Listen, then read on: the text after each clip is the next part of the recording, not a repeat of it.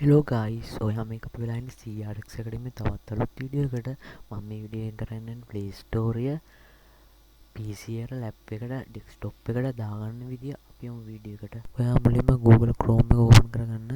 මෙන්න මේක Google Chrome එක ඕපන් කරා. මම මෙතන ගන්නවා Play Store කියලා. Play Store app. මෙන්න මේ වගේ page එකකට එනවා. මෙතන Play Store කියලා එක ගන්න. අපි කෙලින්ම Play Store එක ඇතුළට ගියා. මෙන්න මෙතන තියෙන apps කියලා apps එක එකපාරක් ටච් කරන්න.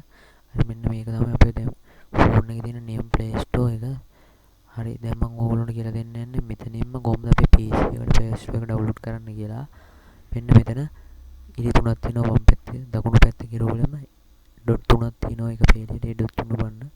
මෙතනින් more tools මෙහෙම පල්ලෙහාට යද්දි more tools තියෙනවා. more tools එකේ වම් පැත්තේ save page correct shortcut name windows මෙතන correct shortcut එක බලන්න.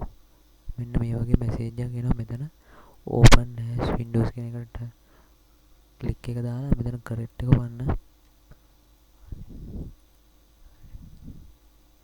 හරි දැන් අපි ඩෙස්ක්ටොප් එකට ඇවිල්ලා මෙන්න මෙතන තියෙනවා Android apps on Google කියලා මේ තියෙන අපි දැන් ඩවුන්ලෝඩ් කරපු Play Store එක අපි ඕනනම් දැන් Play Store එක ඇතුළට ගිහිල්ලා බලමු.